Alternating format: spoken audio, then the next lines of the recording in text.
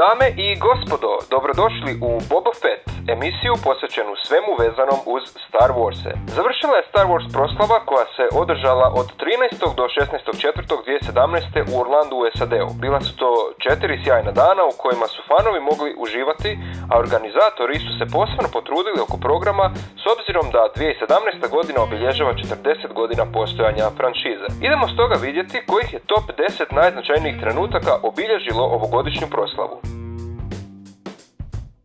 Među brojnim proizvodima, jedno od najzanimljivijih je svakako predstavljanje novih figura, takozvane Black serije tvornice Hasbro. Radi se o seriji super artikuliranih figura, veličine oko 15 cm, koje postoje još od 2013. godine i spadaju u najpoželjnije figure među mlađim, ali i starijim kolekcionarima. Hasbro je do sada proizveo preko 40 figura u ovoj seriji, a na proslavi su najavili nekoliko novih. To su Clone Commander Gree, Inferno Squadron pilot iz nadolazeće igre Battlefront 2, Grand Moff Tarkin, Throne, te ekskluzivne figure Luka iz epizode 4 i Rey iz epizode 7 sa njihovim vozilima. Posebno je najavljena i figura Jaine Solo, koja više ne spada pod kanon jer u Expanded Universe-u ona je kći Leje i Hana Sola. Ovo je figura koju su fanovi izglasali da ju žele imati u svojoj kolekciji. Firma EA Dice je predstavila nastavak igre Battlefront pod nazivom Battlefront 2, obećajući fanovima nove opcije koje su nedostajale u prethodnoj verziji. Objavili su nam trailer u kojemu smo mogli vidjeti pogled na rat Star Warsa iz perspektive imperijskog vojnika, te mješavinu različitih razdoblja i junaka iz sage.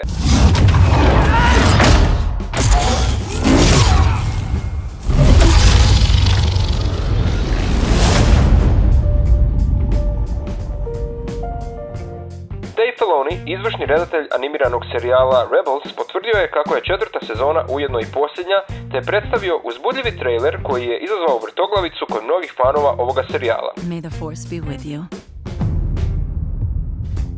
Ujedno nam je predstavio i novu animiranu seriju pod nazivom Forces of Destiny ili Sile sudbine, koja će se sastojati od 16 kratkih epizoda.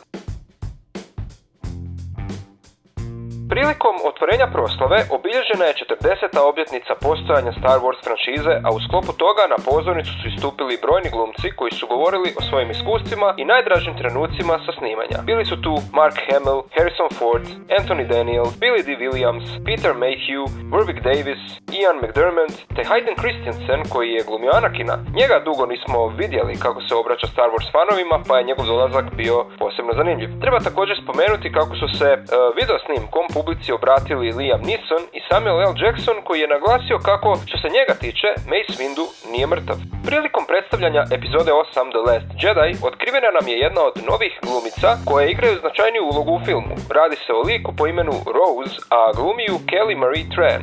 Jedino što znamo u vezi nje je da je na strani Resistance-a, a više ćemo saznati kada film izađe u kinima ili kada nam objave sljedeći trailer. U sklopu otvorenja Star Wars proslave na pozornicu je pred publiku došao sami tvorac Star Wars franšize, George Lucas, koji je govorio o nastanku ideje i značenju Star Warsa iz njegove perspektive, te posebno utjecaju na djecu i mlade. Bilo je stvarno lijepo vidjeti ovacije koje mu je publika pripremila. George Lucas!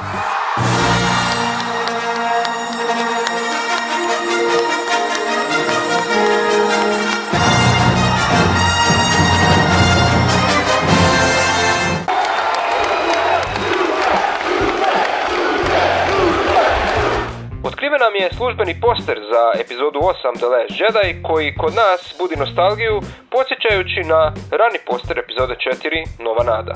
U nekoliko navrata proslava je obilježila sjećanje na preminulu Carrie Fisher koja je glumila ikoničku ulogu princeze Leje. Mark Hamill je održao cijelu jednosatnu tribinu sjećanja na Fisher, a u sklopu programa otvorenja nekoliko riječi je rekla i Billy Lord, Fisherina kći. Organizatori su posložili i didljivi video u trajanju od nekoliko minuta koji se osvrće na karijeru Carrie Fisher kroz Star Wars sagu. Help me, Obi-Wan Kenobi. You're my only hope. Pred publikom je iznenađujuće nastupio višestruko nagrađivani skladatelj John Williams, autor glazbe Star Wars sage. Njegov izlazak se dogodio nakon emotivnog filmića posvećenog Carrie Fisher, kada je dirigirajući pred Filharmonijom Orlanda izveo Lejinu temu te nastavnu temu Star Warsa Imperial March.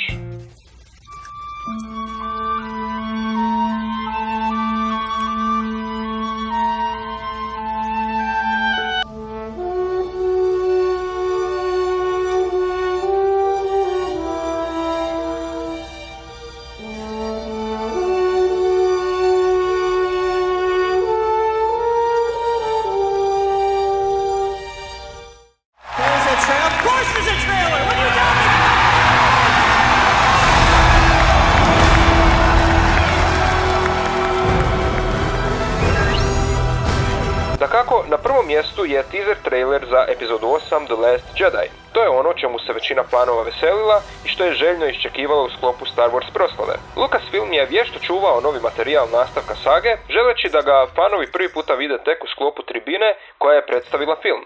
Ukoliko ste zainteresirani za analizu ovoga teasera, pogledajte prošlu epizodu. I eto ga, to je mojih top 10 trenutaka sa ovogodišnje Star Wars proslave, koja je bila posebna iz dva razloga. Zbog obilježavanja 40 godina postojanja sage, te činjenice kako sljedeće godine proslave neće biti. Lucasfilm i Disney su se naime odlučili da će sljedeću godinu preskočiti. Toliko od mene za sada, nadam se da ste uživali u ovih top 10 trenutaka sa Star Wars proslave u Orlandu. Vidimo se u sljedećoj emisiji i neka je sila s vama gdje god da se nalazite.